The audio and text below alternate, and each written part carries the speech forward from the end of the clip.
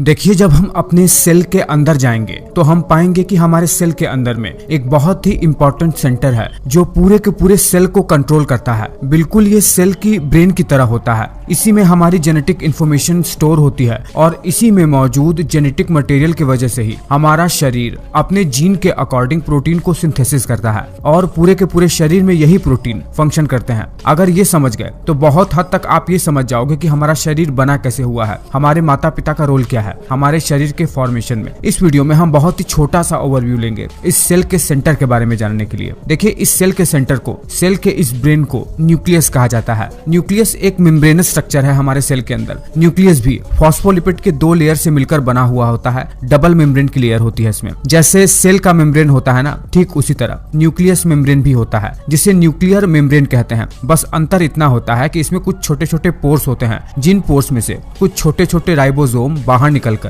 Protein synthesis करते हैं। जैसे सेल के अंदर साइटोप्लाज्म होता है, इसके अंदर भी एक जेल लाइक सब्सटेंस होता है जिसे न्यूक्लियोप्लाज्म कहते हैं। इस न्यूक्लियोप्लाज्म में एंजाइम, प्रोटीन, डीएनए और आरएनए जैसी चीजें होती हैं और कुछ ऐसे प्रोटीन के फिलामेंट होते हैं जो न्यूक्लियस को स्ट्रक्चर प्रोवाइड कराते हैं, जिसे न्यूक्लियर मैट्रिक्स कहते हैं, बिल्कुल साइटोस्केलेटन की तरह। इसी न्यूक्लियस के अंदर जो डीएनए मौजूद होता है वो जेनेटिक इंफॉर्मेशन जिसके वजह से हमारा शारीरिक स्ट्रक्चर निश्चित हो पाता है। इसमें वो बिल्कुल एक धागे की मैश की तरह होते हैं, बिल्कुल बिखरा हुआ सा, जिसे क्रोमैटिन कहते हैं। ये क्रोमैटिन कुछ डीएनए और आरएनए से मिलकर बना हुआ होता है। जब सेल के डिवीजन की बारी आती है तो यही क्रोमैटिन एक जगह एकत्रित होकर क्रोमोसोम बना लेते हैं। आई एम श्योर आप लोग क्रोमोसोम का नाम तो जरूर सुने होंगे, पर यही क्रोमैटिन न्यूक्लियस के अंदर ही एक बहुत ही बिल्कुल डार्क कलर का गोल गेंद के गुच्छे की तरह संरचना बना लेता है, जिसे न्यूक्लियोलस कहते हैं। ये न्यूक्लियोलस बहुत ही इंपॉर्टेंट संरचना है। इसी के अंदर राइबोसोम का निर्माण होता है। न्यूक्लियोलस का कोई मेम्ब्रेन नहीं होता है, इसीलिए ये न्यूक्लियस के अंदर ही एक कंटिन्यूअस संरचना होती है। इसमें भी कुछ प्रोटीन, आरएनए स्ट्रैंड और डीएनए मौजूद होता है।